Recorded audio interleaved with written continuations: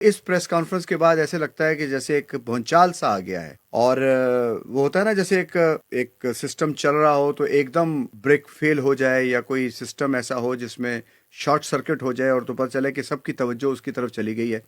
تو یہ اس طرح کا ایک ایونٹ لگ رہا ہے کہ جو ایک ملک کی پائیدار جو گروتھ ہے اس کے لیے کبھی بھی فائدہ مند نہیں ہوا ہے۔ دوسری بات یہ کہ دیکھیں، جو ری ایکشن آنا تھا، جو آپ نے بات کی ہے، گو کہ جو پی ٹی آئی نے جو پریس کانفرنس کی ہے اس میں انہوں نے بڑا کوشش کی ہے کہ کوئی کنفرنٹیشن والی ماحول نہ بنے، اور پریس کانفرنس میں انہوں نے اپنے لب و لہجے کا بھی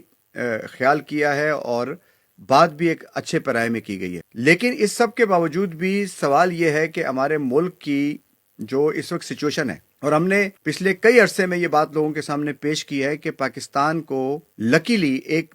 دوبارہ ایسا چانس مل رہا ہے گلوبلی کہ جس میں پاکستان جو ہے وہ آگے بڑھتا ہوا اور کچھ بہتر پرفارم کرتا ہوا نظر آ رہا ہے۔ جیسے ہم نے بات کی تھی پاکستان سعودیہ جو ڈیفنس پیکٹ ہوا ہے، اب اگر نصر اللہ بھائی صرف ڈیفنس پیکٹ کو ایشو بنایا جائے تو ہم نے کہا تھا کہ اس کے نتیجے میں پاکستان کا جو ڈیفنس بجٹ ہے وہ $9 بلین سے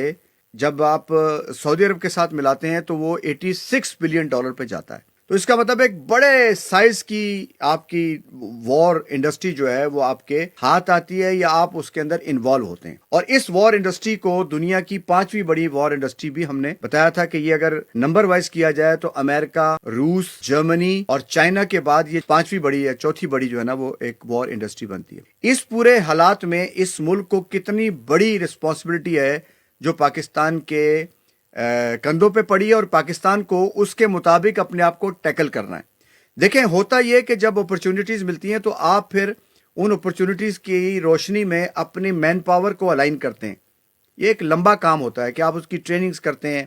آپ لوگوں کو انگیج کرتے ہیں، جو پہلے سے ٹرینڈ لوگ ہیں ان کو اپنے ساتھ انوالو کرتے ہیں، اور پھر کہیں جا کر وہ پالیسی جو ہے وہ مٹیریلائز ہوتی ہیں۔